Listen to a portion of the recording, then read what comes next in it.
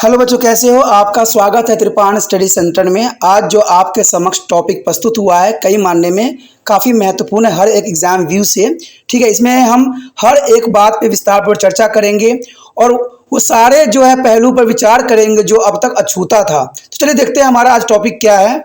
कामागाटामारू घटना यानी मारू घटना, इसका भी गदर पार्टी के आंदोलन से गहरा संबंध था।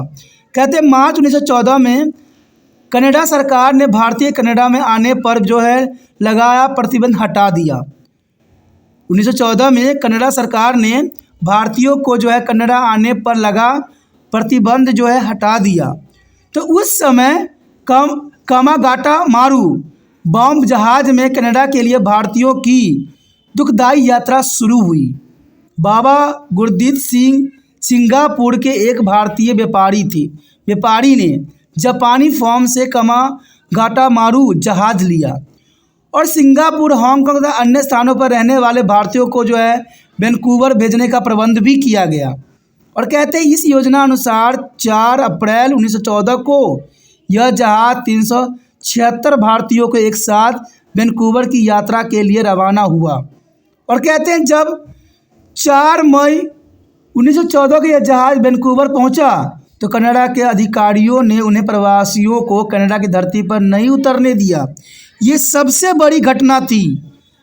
कामागाटामारू की यह घटना काफ़ी महत्वपूर्ण थी। यानी कामागाटामारू जो बम जहाज के कनाडा के लिए भारतीयों को जो दुखदाई यात्रा शुरू हुई वो बाबा गुरदीप सिंह और सिंगापुर भारतीय व्यापारियों के बीच हुआ। लेकिन जब ये जहाज वैंकूवर पहुंचा तो कनाडा के अधिकारियों ने उन्हें प्रवासियों को कनाडा की धरती पर नहीं उतरने दिया। उन्होंने इसका कारण यह बताया कि इस कॉलोनी में विभिन्न जाति रंगभेद के लोगों के लिए जगह नहीं है।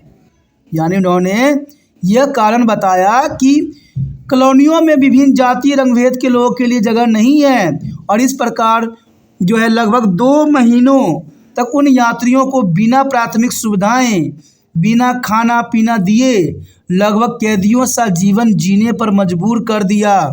उन्हें केवल अपने साथ लाए गए खाने के सामान्य से ही गुजारा करना पड़ा। कहते हैं दोस्तों 2 महीने का समय कम नहीं होता है। तो ये बहुत बड़ी घटना के रूप में यहाँ पर साबित हुआ। इसके बाद 23 जुलाई 1914 को कामागाटामारू के कनाडा तट छोड़ने के लिए मजबूर होना पड़ा। यानी देखा जाए तो 23 जुलाई 1914 को कामागाटामारू के कनाडा तट छोड़ने के लिए उनको मजबूर होना पड़ा। लेकिन इस जहाज़ को योकोहामा पहुंचने से पहले ही प्रथम विश्व युद्ध छिड़ गए थे। यानी देखा जाए योकोहामा पहुंचने से पहले ही प्रथम विश्व युद्ध जो छिड़ गए थे, जो कि 1914 से 18 तक लड़े गए थे। अंग्रेजी सरकार ने यह आदेश जारी कर दिए कि यात्रा कर रहे यात्रियों को कहीं और नहीं केवल कलकत्ता बंदरगाह पर ही उतारा जाए। अब देखिए ये भी बहुत बड़ी बात थी कि अंग्रेज सरकार ने साफ आदेश जारी कर दिए कि यात्रा कर रहे यात्रियों को कहीं और नहीं केवल कलकत्ता बंदरगाह पर ही उतारा जाए। इसे भारतीय समुदाय में जो है रोष की लहर दौड़ गई। उन्होंने जहाज़ को वापस यात्रा पर प्रत्येक बंदरगाह पर नाराज़गी प्रकट की और यह घटना अंग्रेज़ों के विरुद्ध में जो है लोगों को इकट्ठा करने में काफ़ी सहायता सिद्ध हुई, क्योंकि लोगों ने जो नागरिक परेशान हो रहे थे, जो जहाज़ पे थे, उनके साथ दुराचार किए जा रहे थे।